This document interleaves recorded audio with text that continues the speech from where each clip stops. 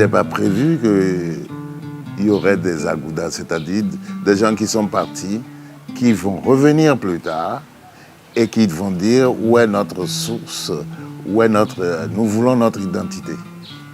Mais eux, ils avaient déjà acquis là-bas une autre identité. Et c'est ça qui va être une richesse exceptionnelle. Ils ont marqué aussi l'artisanat, l'art de construire. Ce sont les Portugais qui ont initié les maçons, qui ont initié des menuisiers pour faire les meubles qui sont chez nous. Ils ont vécu avec les Blancs. Ils ont copié les habitudes et les mœurs des Blancs. Ils se prenaient pour les supérieurs quand ils sont venus trouver leurs frères ici. C'est maintenant qu'il va falloir faire le réarmement moral dans ce pays pour leur dire que nous sommes tous des frères. Après avoir durablement influencé, façonné la culture, l'art, l'architecture, la cuisine, l'agriculture de toute la sous-région du golfe du Bénin pendant des décennies, la communauté Agouda, composée de descendants d'esclaves affranchis revenus du Brésil et des anciens négriers restés sur place après l'abolition de la traite, leur étoile semble pâlir en cette première moitié du XXe siècle. L'appartenance à cette grande famille semble ne plus être synonyme de richesse et de pouvoir. La culture française a laminé très fortement cette culture agouda. On en garde quelques vestiges, c'est des reliques en quelque sorte, mais c'est aussi ce qui reste et qui doit garnir notre patrimoine culturel en quelque sorte. Le déclin a commencé depuis 1945, quand le pays s'est ouvert pour la première fois aux élections libres, en 1945.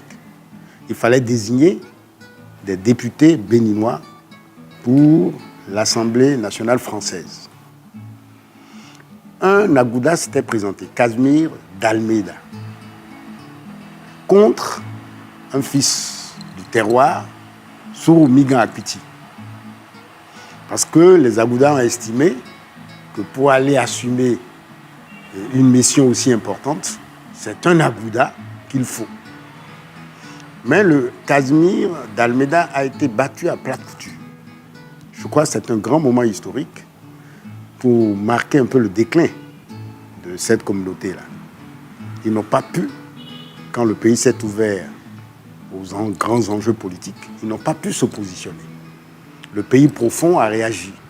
Vous êtes là, on vous accepte, mais ne dépassez pas une certaine frontière. C'est comme ça qu'il faut l'interpréter. Au-delà de ce cadre politique en mutation, où le Dahoméen lui reproche d'avoir collaboré avec zèle avec le colonisateur, s'ajoutent d'autres facteurs. Je me sens d'abord Yoruba. Mon aïeul, qui est resté au service du colon, nous a légué beaucoup de choses. Nous avons également ce patrimoine-là qu'il faut conserver. Donc, nous sommes Yoruba, certes, mais nous devons beaucoup de choses aux Portugais. L'une des raisons du déclin de cette communauté qui a fortement transformé l'économie vient également de l'intérieur. Des Yoruba qui ont souvent vécu dans les familles Agouda et qui ont appris auprès d'eux des métiers et le commerce et qui vont désormais devenir de véritables concurrents. À l'époque coloniale, les policiers, les facteurs, les douaniers et autres se déplaçaient à vélo. Donc, pour faire venir tous ces vélos depuis la France, on ne pouvait pas les amener monter. Donc, les pièces étaient dans des grandes caisses et il y avait effectivement des Yoruba qui étaient ce qu'on appelait réparateurs de vélos. C'est eux qu'on invitait et ils venaient aussi avec leurs équipes pour monter à partir des différentes pièces les vélos. Bon, ça leur faisait une sorte de campagne. 2, 3 fois, ils finissent par amasser un peu de sous et ils font justement le commerce avec ça. De la même manière, les couturiers et les tailleurs, c'était des Agouda. Au départ, il y a des noms prestigieux, Dacruz par exemple, qui n'habite pas loin d'ici, qui était un des grands couturiers. Moi, j'ai fait le lycée Victor Ballot, puis ensuite qui est devenu le lycée Béanzin. Quand on arrive en classe terminale, on vous fait un costume. Parce qu'on présume que vous serez bachelier et qu'on n'est pas sûr que vous ayez les moyens de vous acheter un costume avant d'aller en France. Donc, ces grands couturiers-là étaient pour la plupart des Agoudas. Mais ils ont eu des apprentis Yoruba qui ont appris à côté d'eux et qui, petit à petit, commençaient à les suppléer. Les enfants d'Agouda n'allaient pas à l'école. C'était la jeunesse dorée. Ils avaient tout. Et ceux qui n'avaient rien étaient ceux qui allaient à l'école. Ceux qui ont compris que apprendre le français ou apprendre l'anglais, c'était une sorte, ça créait une sorte d'osmose et vous émergiez.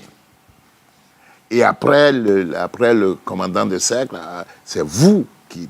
Puisqu'ils sont obligés, les deux sont obligés de passer par cela pour se comprendre. Et par conséquent, les gens du peuple, c'est ce qu'ils traduisaient aux Blancs que lui comprenait, et c'est ce qu'ils donnaient aux chefs qui n'avaient pas envoyé leurs enfants, qui comprenaient. En réalité, au Dahomey, dans cette seconde moitié du XXe siècle, l'étoile Agouda n'est plus aussi lumineuse qu'au cours des siècles précédents. La fortune a changé de main. Le statut social est très simple à déterminer aujourd'hui. C'est l'école. L'école a joué un rôle incroyable. Et ce n'est pas seulement avec les familles à Agouda. Quand le préfet, le sous-préfet qu'on appelait commandant de cercle, envoyait chercher les enfants, ce n'étaient pas les enfants du peuple qu'on envoyait chercher. C'était les fils de rois, les fils de chefs, les enfants d'Agouda. Le colonisateur voulait se saisir de toute l'engeance, de toute la descendance de l'élite. Le colonisateur ne voulait pas former des gens issus du peuple. Mais ces chefs-là n'envoyaient pas leurs propres enfants. Discrètement, on envoyait les enfants du peuple, les serviteurs, aller à l'école. Dans les zones musulmanes, on préférait envoyer les enfants qui étaient à l'école coranique et envoyer les enfants des serviteurs vers l'école occidentalisée. Le résultat, c'est qu'au bout d'un moment, ceux qui vont se saisir de l'éducation, de l'école et autres, c'est ceux pour qui l'école n'était pas destinée. Vous devez vous souvenir de Faidherbe au Sénégal, qui avait créé l'école, d'abord était appelée l'école des otages, et puis après c'est devenu l'école des chefs, des fils de chefs. Eh bien, ce n'est pas les fils de chefs que les grands marabouts ont envoyés. Et il y a eu une sorte de révolution qui s'est opérée et qui a fait que le moment venu, ceux pour qui l'école était destinée étaient devenus des auxiliaires. Beaucoup d'autochtones ont été à l'école et sont devenus instituteurs, agents de l'administration, médecins africains comme on les appelait, pontis au Sénégal, formaient aussi des cadres. Si bien que la petite suprématie qui positionnait favorablement cette communauté a fini aussi par s'effriter. Donc on est rentré dans les rangs, en quelque sorte. On dit qu'on est béninois. D'abord et avant tout, nous nous réclamons de cette citoyenneté-là. On est béninois. Mais par nos noms, par un certain nombre de souvenirs, on se réclame, n'est-ce pas, d'une communauté particulière. Mais ce n'est plus quelque chose... Les murs se sont lézardés depuis longtemps. Ma mère est née d'Orego, et donc elle est d'Orego de Ouida. Et j'ai beaucoup de titia, ce sont les tantes, et de titi ou les oncles. J'en ai connu beaucoup qui sont dans les Déméduros et autres. Et moi, je suis né à Porte-Nouveau. Je me sens à Agouda. Je crois qu'à partir de ma génération, et la frontière, je la connais en ce qui me concerne, c'est quand on a voulu me donner pour épouse une des filles d'un ami à mon papa, une da Silva. J'ai dit non. Et pour bien marquer, n'est-ce pas, la rupture, je suis allé régler mon problème au Sénégal. Je me sens métis à Gouda, si vous voulez. Je me sens d'abord Yoruba, et ensuite à Gouda. Donc mes parents paternels sont Yoruba venus d'Oyo, et mes parents maternels, bon, eux aussi déjà, ils constituent un peu des métis. Ma grand-mère, c'est elle qu'on peut considérer comme vraiment celle qui représente la génération des Agouda. Parce qu'elle est née au Brésil et baptisée sous le prénom Valentina. Mais quand ils sont revenus, elle et son papa, au Dahomey, le papa s'est converti à l'islam et elle aussi est devenue Fatima. Mon ancêtre a pris des autochtones d'ici. Et plusieurs. C'était tout un troupeau, c'était toute une armée qu'il a fondée. Mais malheureusement, il n'y a eu que 2 enfants qui ont survécu de tout ce troupeau-là. Il y a eu Marcelino et Cosme. Et l'amour étant sans frontières, moi je ne pense pas que personne pourra s'opposer à l'union de ceux qui, étant béninois, qui sont restés, et pas la force des choses à l'étranger, revenant chez eux, ne peuvent pas épouser leurs sœurs laissées sur le terrain. Moi, je n'y crois pas encore, à moins qu'on m'apporte le contraire. L'actuel roi, déjà Yagori Ago, son épouse, c'est une Agouda. Son épouse, sa première épouse officielle, avec qui il s'est marié à l'église et à l'état civil, c'est une Agouda. Ben moi, ma mère, son nom de famille, c'est Dakoncessao. Et elle en était fière d'être Dakoncessao. Et nous, moi, mon père, quand mon père se fâchait, il disait quoi Dakoncessao? Ça veut dire quoi? Tu ferais mieux d'être appelé Da Agonsa. Il aimait africaniser le nom. S'il se moque, s'il ironise sur ce patronyme hérité du passé, c'est aussi et surtout parce que la communauté Agouda a perdu de son prestige. Et le revers de fortune qu'elle connaît va avoir des conséquences considérables sur l'important patrimoine architectural qu'elle a érigé un peu partout dans la région. Le patrimoine bâti est vraiment en péril. C'est triste.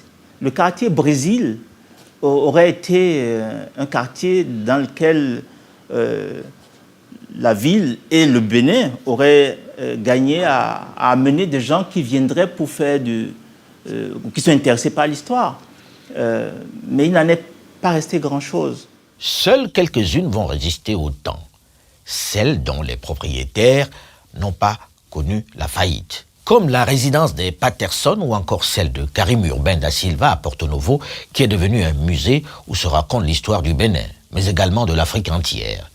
Une maison entretenue dans l'état où elle était du temps de la splendeur de la communauté Agouda, avec ses meubles, avec ses masques, avec les chambres et les lits laissés en l'état, avec aussi les vestiges, les éléments d'apparat d'une certaine époque. Un lieu qui aura servi à de nombreuses et prestigieuses rencontres du fait de la notoriété de son propriétaire, qui aura traversé à son tour tous les grands bouleversements du Dahomey et du Bénin. Ensuite, Karim Urbain da Silva reste l'une des principales figures de cette communauté Agouda.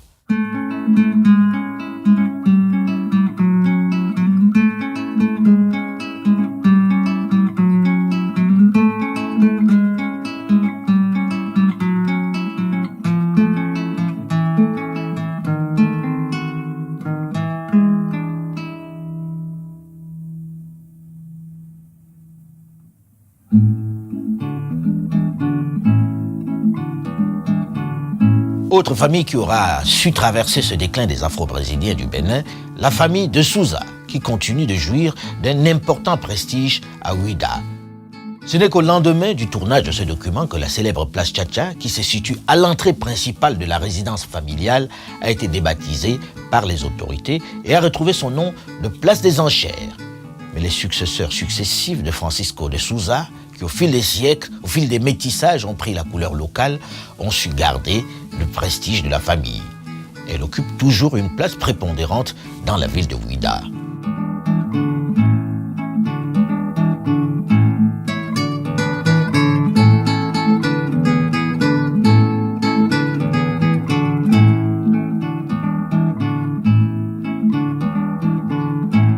Ces vestiges ne cachent pas le mal qui ronge cette architecture afro-brésilienne. Ces maisons demandent un réel entretien. C'est des maisons qui, encore une fois, à cause de l'indivision, ont été mal entretenues. Comme il n'y a pas une politique patrimoniale pour préserver cela, on a perdu beaucoup. Sans argent, la grande majorité des descendants des grandes familles à Ouidah n'ont pas les moyens pour protéger ces bâtisses de taille. Surtout que leur entretien coûte cher. Ça me peine beaucoup. Les raisons sont nombreuses. D'abord, ces raisons participent du mode de construction. C'est des maisons qui ont été construites en terre et souvent en briques cuites, avec des mortiers de ciment. C'était nouveau à l'époque dans cette partie du monde, c'était nouveau. Mais il y avait beaucoup de boiseries et les planchers parfois étaient faits aussi avec des bois comme le rognier qui étaient durables mais qui avaient besoin d'un certain entretien. Mais quand les xylophages ont prospéré, surtout parce que les maisons étaient abandonnées, c'était devenu vermoulu par endroits et parfois les planchers, les plafonds ont cédé. Et l'ensemble des menuiseries extérieures aussi ne fonctionnait plus. Les maisons étaient malheureusement en indivision, donc personne ne voulait faire la dépense. Et il y a aussi l'effet de mode qui est passé. Ce n'était plus vraiment ce qui exprimait, je sais pas, la réussite sociale. Avant c'était le cas, mais cela a changé vers le milieu du XXe siècle.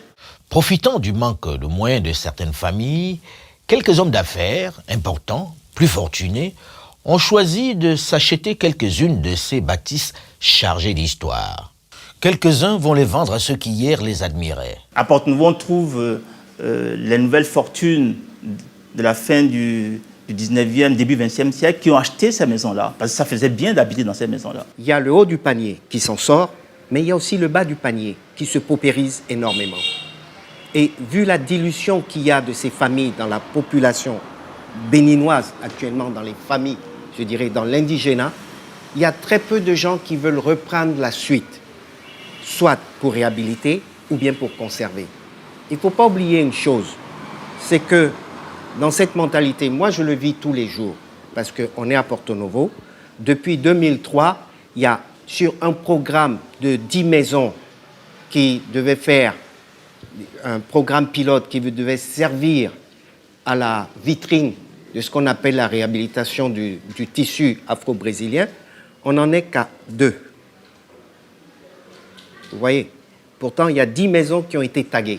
Dans le cas de la famille Hassan Bourema, son père qui est venu du Nigeria et qui a travaillé aux côtés des Agoudas a bâti sa propre maison de style afro-brésilien. Il insiste sur le fait qu'il ne l'a pas achetée. Ce n'est pas acheté. Il a construit. Dans le quartier, c'est la première maison qui fut construite et que tout le monde vienne voir ça.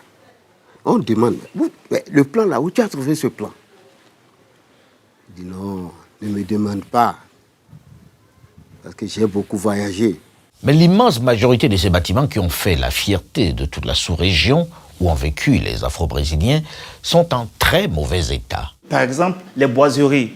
C'est fragile, ça coûte cher à entretenir. Donc très vite, les héritiers, ceux qui ont eu envie et qui n'avaient pas les moyens d'entretenir ces boiseries-là, les ont remplacées par ces choses. Parfois, on voit on a enlevé les lames fixes en bois, on les a remplacées par ce qu'on appelle communément des nacos.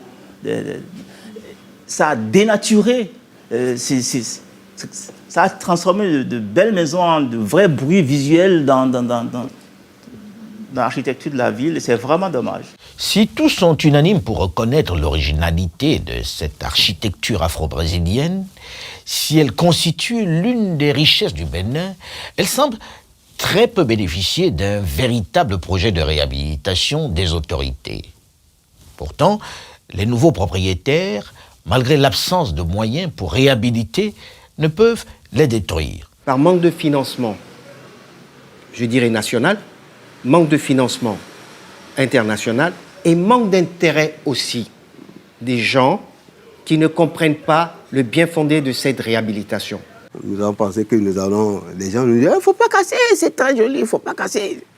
En fait, quelques bâtiments coloniaux abritent aujourd'hui des services de l'administration publique, tels l'ancien palais du gouverneur Bayeul, actuel siège de l'Assemblée nationale.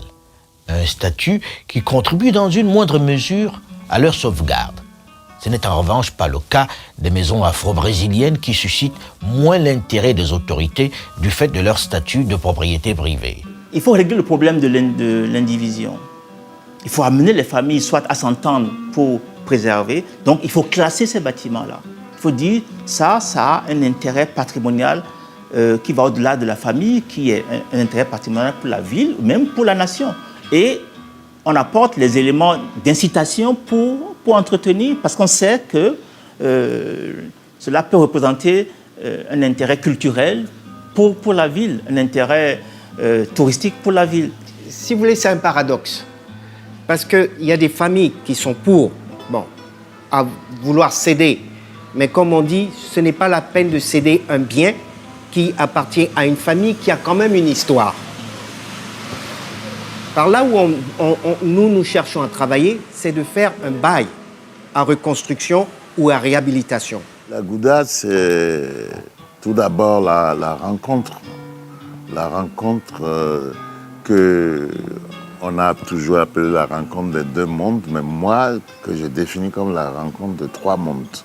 C'est-à-dire les bateaux venant de Nantes, s'arrêtant ici, prenant les esclaves et continuant sur l'Amérique. C'est d'abord ce triangle-là. Et une fois qu'on l'a défini comme triangle, on se pose maintenant la question de ceux qui sont partis. Qu'est-ce qu'ils sont devenus? La majorité, sinon une bonne partie de cette masse, ne pouvant plus rester ici, s'était retournée d'eux-mêmes. Peut-être pas la majorité au regard des documents administratifs brésiliens de l'époque et de ceux de la marine, mais un nombre considérable est retourné dès le 19e siècle au Brésil. L'immense majorité est restée sur le continent, dans cette région du golfe du Bénin. Nous vivons en parfaite harmonie. Ceux qui ont perdu le nom, d'abord au Nigeria, ils ont lutté pour ça, comme ça. Et Adema aussi a fait un peu au Togo ici. Ceux qui ne portent plus le nom, dans leur façon de faire, on découvre qu'il y a une petite différence. Qu'est-ce qui reste de palpable? Il y a tout un patrimoine d'abord, un patrimoine bâti qui est là et que nous ne prenons pas assez de temps pour maintenir, pour entretenir. Il y a des liens très forts au niveau culturel entre les intellectuels brésiliens et nous. Mon pays a commis ce que j'appelle une erreur. Dans les lycées et collèges, l'anglais est la deuxième langue, mais très souvent, c'est l'espagnol la troisième langue.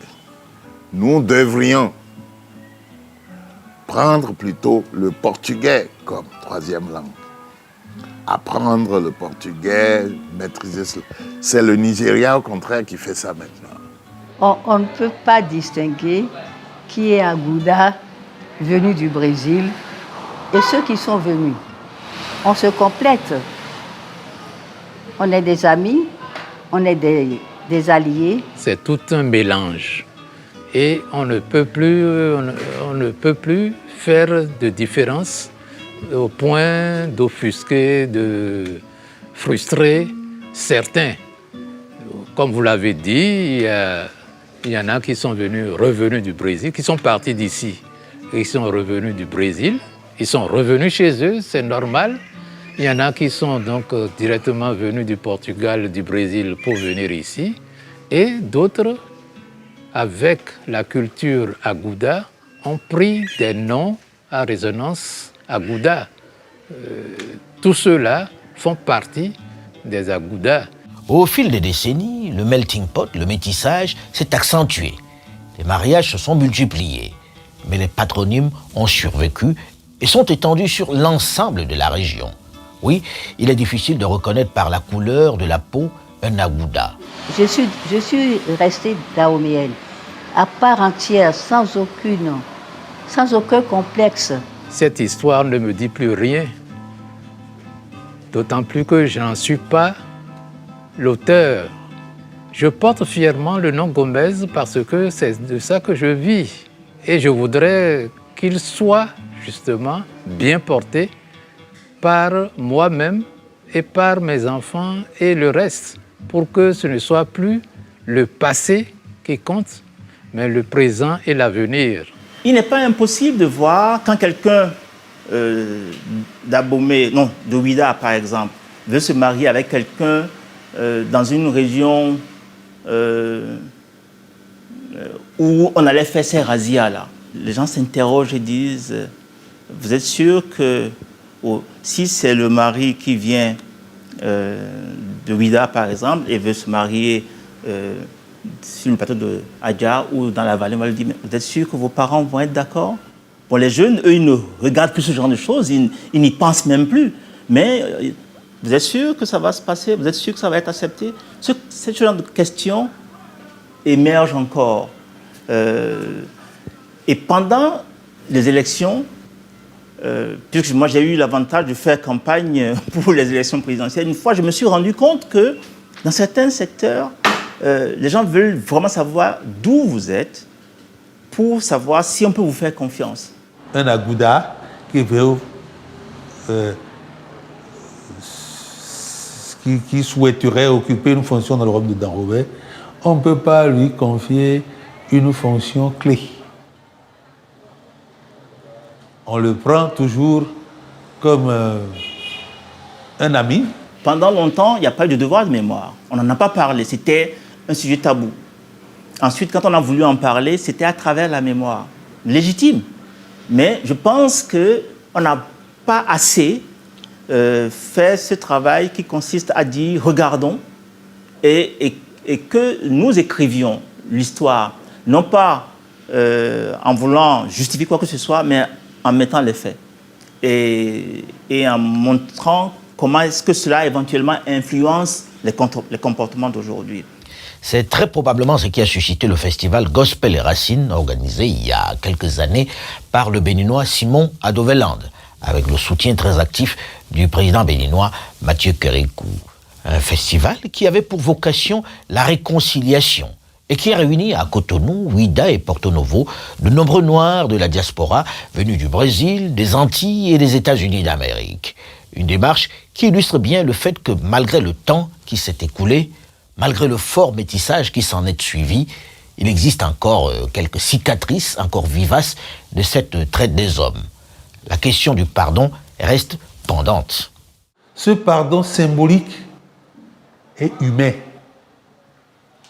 Humain et plein de sens. Plein de sens. C'est comme une bénédiction. Ce serait comme un grand soulagement, un poids qu'on aurait enlevé même à ceux qui sont en Amérique et qui n'ont jamais connu l'Afrique. Qu'ils apprennent que leurs parents qui sont restés au pays ont fini par comprendre que l'acte qu'ils ont posé pour qu'ils se retrouvent au-delà de l'Atlantique n'était pas un acte salutaire, n'était pas un acte humain. Je crois que le passé est pour le passé. Et comment construire la nouvelle société où il fera bon vivre, c'est ça qui est le plus important. La demande d'Abomey est une demande fondamentale et qui est restée toujours attendue et non réalisée. On aurait dû essayer quelque chose à travers Ouida 92. mais on a raté le coche. Des démarches ont pourtant été entreprises tant par les chefs religieux et politiques que par les royaumes, notamment celui d'Abomey, impliqué dans la traite négrière, afin que ce pardon devienne réalité. En 1998, il y a une délégation gouvernementale conduite par une ministre, c'était une femme qui était mise à ce moment-là, de la culture, de l'alphabétisation, une délégation dont je faisais partie. Nous sommes rendus à la Martinique, où nous avions présenté nos excuses qui ont été acceptées par nos descendants qui sont là-bas. Qu'ils sachent que leur terre natale, c'est à Abomey, à Ouida, à Parakou, à Kandi ou ailleurs, qui sont des Africains. Il ne faut pas oublier qu'ils sont des Africains. Mais ils ont accepté notre pardon, si bien qu'un mois, tout juste un mois après, il y a eu plus de 180 personnes qui sont descendues ici, qui ont séjourné dans la cour ici de 7h30, 8h jusqu'à 18h. Les mets que nous consommons ici, ils ont consommé comme s'ils en avaient l'habitude. Les Aboméens d'aujourd'hui ne sont pas les acteurs d'hier. Et les Agoudas d'aujourd'hui non plus n'étaient pas les victimes d'hier. Donc beaucoup doit couler sous le pont. Et normalement, ça devait être plus facile pour nous aujourd'hui de demander ce pardon. Déjà, ici, au niveau de l'Office de tourisme, nous faisons une démarche dans la relation, la manière de raconter les faits liés à l'esclavage. Nous avons des circuits qui sont consacrés à l'esclavage, ici, avec des emprunts, c'est-à-dire au niveau d'abord de ceux qui ont été les premières victimes ici avant qu'on ne les envoie, et ces Agoudas qui sont revenus. Parce que eux, ils sont beaucoup plus sensibles à la question que ceux qui sont restés ici et dont les parents ont été victimes de ce phénomène. Le fait de dire telle famille ou tel groupe de familles a eu tel rôle dans l'histoire, c'est une façon de montrer du doigt et de dire aux descendants, vous portez un nom qui, dans l'histoire, a été du bon ou du mauvais côté de l'histoire, au point de vue de la mémoire. Et c'est pour ça que moi, je voudrais qu'on sorte de cette démarche mémorielle pour rentrer dans l'histoire. S'il y a pardon, c'est que la collectivité, toute l'alliée de Sousa, doit se joindre aux Dahomeyans, aux Aboméens, pour demander pardon. Ce n'est pas les Aboméens seuls. Oublié, ignoré pendant plusieurs siècles, depuis quelques années, on assiste à un intérêt du Brésil pour cette histoire, pour cette communauté afro-brésilienne partie dans des circonstances difficiles au lendemain de l'abolition de l'esclavage. Les esclaves déportés, les révoltés, les prisonniers rejetés sur les côtes africaines, les retornados volontaires, mais également les Brésiliens de souche négriers installés dans la région. Au Brésil, il a un intérêt qui ne cesse pas d'agrandir sur la recherche de nos origines africaines. Ce qui était important, il y avait du rêve, nous sommes afro-brésiliens et autres, mais par le biais de la culture, par le biais de l'art, il y a quelque chose d'autre qui va se passer. Ceux qui sont restés là-bas considéraient également l'Afrique comme l'identité, la terre identitaire. Et ce qui est très important, c'est que le Brésil est l'un des rares pays où toute la population a été candobléisée, si vous me permettez ce néologisme. Quand on parle du candomblé au Brésil aujourd'hui, ce ne sont pas les nègres seuls qui font le vaudou et autres, c'est toute la population. Il y a eu un processus qui s'est mis en place et où les Brésiliens ont dit cela qu'ils ont ramené d'Afrique, c'est à nous aussi. Nous allons mettre nos seins. Et surtout, ce qui est merveilleux, c'est que quand les esclaves étaient arrivés, on leur a dit c'est terminé, vous devez être christianisés. Les esclaves ont dit oui.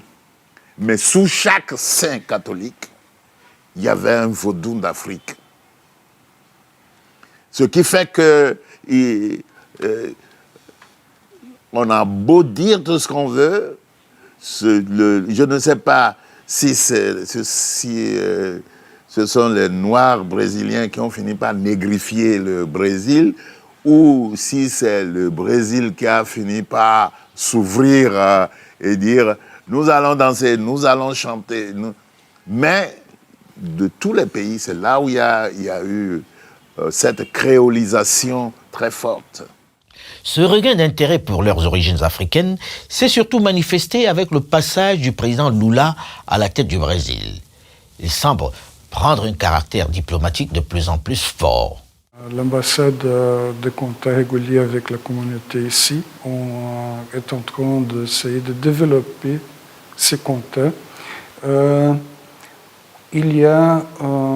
On a l'Agence brésilienne de coopération et l'Institut du patrimoine historique et artistique national du Brésil, en collaboration avec le ministère de la Culture du Bénin, ont mené un projet pour faire un inventaire des biens culturels afro-brésiliens au Bénin. Et à ce moment-là, le gouvernement du Bénin, dans le cadre du projet de développement de l'infrastructure touristique, envisage la récupération de ce patrimoine. Quand vous allez à Bahia, ils nous ont donné un grand bâtiment. Ils ont mis à la disposition et où ils disent vous devez apporter vos œuvres, etc. Et nous allons. C'est l'un des rares pays d'Afrique où le Brésil a un ambassadeur. Et nous aussi, malheureusement, le président Yahi devait aller à Bahia. Et le président du Brésil l'attendait devant. Mais bon, il n'est pas allé et c'était vraiment regrettable. Cet intérêt pour leurs origines africaines s'applique également dans le domaine cultuel, avec un désir de pratiquer le culte vaudou à l'authentique, tel qu'il se fait au Bénin. Le chef suprême du vaudou, son éminence, le feu Dagbo, Kouno Agbessi, Kouna Ier, devait donc aller là-bas et il avait une certaine relation, une certaine coopération entre eux. Et quand on devait inaugurer la maison du Bénin au Brésil, où il était parti, n'eût été son influence, les administratifs qui avaient accompagné l'équipe ne pouvaient pas aller dans leur couvent, puisque c'est véritablement gardé. Si au Brésil, l'intérêt pour les cultes africains grandit, si certains essaient de retrouver leurs racines noires, au Bénin aussi, quelques familles, quelques figures dans la communauté agouda s'emploient également à conserver les rites et traditions afro-brésiliennes. Certaines pratiques venues de là-bas. Il y a eu un travail intéressant il y a quelques années appelé Lettres d'Afrique, que les familles de descendants de Brésiliens établis en Afrique, pas seulement au Bénin, mais aussi au Togo, au Ghana, au Cameroun, ont écrit des lettres à ces familiers au Brésil. Les célébrations, les carnavals ont certes perdu de leur superbe, mais certains rites afro-brésiliens, quelques pratiques ramenées de Bahia, sont entretenus et même enseignés souvent par des Béninois non agouda. C'est le cas du Kaleta. Et au Bénin, le législateur a mis dans le programme scolaire béninois pour les enfants qui sont au cours primaire, sur 6 classes, ils ont imposé dans l'éducation artistique, j'apprends à fabriquer mon Kaleta pour les élèves du CE2, du CM1 et du CM2. Donc c'est dit que au-delà du masque, au-delà du côté artistique, c'est des valeurs que le législateur veut transmettre à des enfants à cet âge pour qu'ils soient des citoyens pleins, des citoyens capables de travailler en association et non en individualisme. Malgré l'intérêt décroissant des Agoudas et des Béninois pour les fêtes, les festivals et les carnavals qui rythmaient la vie de l'aristocratie afro-brésilienne à la fin du 19e siècle et au début du 20e, ils sont encore quelques-uns à les entretenir tant bien que mal. Ce n'est plus la grande foule dans les rues, mais la fête survit au temps. Amaral fait partie de ceux-là. Il est l'organisateur du carnaval Bonfim. Amaral est certainement l'un des principaux gardiens de cette tradition afro-brésilienne. Passionné de son histoire, il s'est rendu souvent au Brésil à la recherche de sa famille. J'ai rencontré la grande famille Amaral au Brésil. Avant mon voyage, les Brésiliens venaient ici assister à la fête Bonfim ici. Et c'est comme ça qu'ils ont eu l'écho de la fête là au Brésil.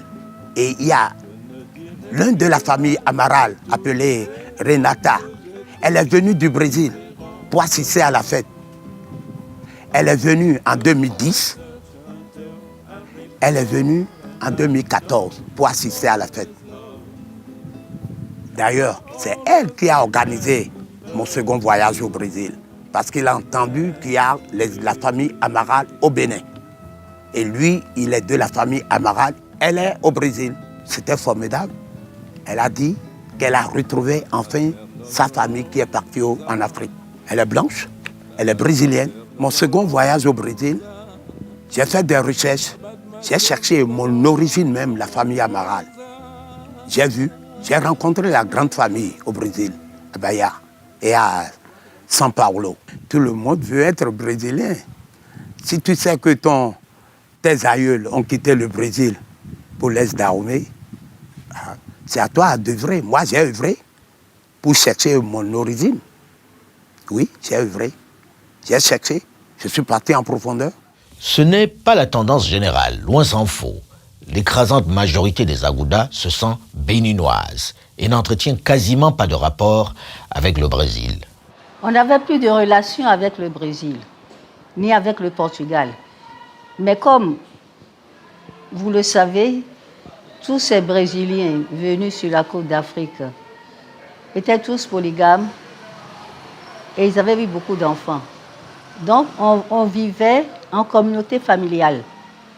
Alors nos relations s'arrêtaient à nos relations familiales, du côté de Souza et du côté de Medeiros. Et avec certains amis qui furent nos alliés. Finalement, je suis comme tous les autres Béninois. Et je suis, d'après ma généalogie, de la 5e génération. Et je ne peux plus me dire maintenant que je suis portugais ou brésilien ou je ne sais quoi. D'autant plus qu'il y a eu le melt pot. Il y a eu ce mélange entre métis et autochtone qui a donné peut-être une belle couronne que vous voyez. Je suis allé 2 fois au Brésil. Alors la première fois que je suis allé au Brésil, on était dans un grand hôtel. Alors le matin, pour le petit déjeuner, il y avait donc le continental européen et le brésilien. Actuellement, je suis allé du côté brésilien. Et ma grande surprise, c'était comme si c'était le petit déjeuner à Porto Novo. Avec de la bouillie, n'est-ce pas? La bouillie de tapioca, la bouillie de maoué à cuit, avec des morceaux d'igname bouillis, avec des œufs brouillés, enfin, vraiment, avec le dja. Alors, la friture. Ça vraiment... J'ai été très étonné. Et naturellement, la plupart des Brésiliens qui étaient dans l'hôtel, c'est vers là qu'ils se sont tournés. Une autre fois, on était à Fortaleza et nos amis qui nous ont reçus nous ont amenés dans un restaurant libre service. Alors, je vais naturellement à la table et je vois du gari, n'est-ce pas, brouillé, avec, avec aussi du dja, etc. Alors, je demande à la dame, comment vous appelez ce gari brouillé, gari photo là? Elle dit farofa. je me mets à éclater de rire. Parce que c'est mon épouse qui avait l'habitude de préparer ça à la maison. Et c'est par elle que j'ai appris Farofa. Je dois œuvrer pour avoir ma nationalité. Ah oui, parce que mon grand-père, Amaral, Venancio Saluciano, il a quitté Bahia pour l'Est d'Ahomey. Là-bas, ils m'ont dit, toi, tu n'es pas béninois, tu es brésilien. Une fois que tu chantes déjà, tu fais tout avec nous, tu n'es pas béninois, tu es brésilien. Ainsi, plusieurs siècles après leur retour et de nombreux millions de mariages et de métissages sur le continent après, que reste-t-il de cette communauté Agouda qui a fortement influencé la culture et le commerce dans cette région? Ils ont eu une empreinte sur l'éducation, parce qu'ils ont été, quand la colonisation est arrivée, ils ont été les premiers intermédiaires. Mais peut-être avant ça, il y a aussi qu'ils ont été les premiers intermédiaires dans le commerce. Donc ils ont marqué la façon de faire des transactions. Il y a des vestiges qui sont toujours là, peut-être pas aussi vivaces qu'au moment où moi j'ai vécu tout ça, mais les noms sont toujours là. On ne gomme pas Carlos, on ne gomme pas Da Conceição, on ne gomme pas Da Silva. Les noms sont là, nous les portons. Ce sont nos patronymes, on ne les rejette pas non plus. La communauté Agouda s'est agrandie et continue à Porto Novo et à Ouida d'organiser certaines fêtes, quelques cérémonies héritées du Brésil. Mais au fil des décennies, elles se sont enrichies des particularismes locaux. Oui, il y a une association des Agouda qui ont fait un inventaire de familles Agouda avec une relation de tous les noms de familles qui sont les descendants de ces gens qui sont venus du Brésil.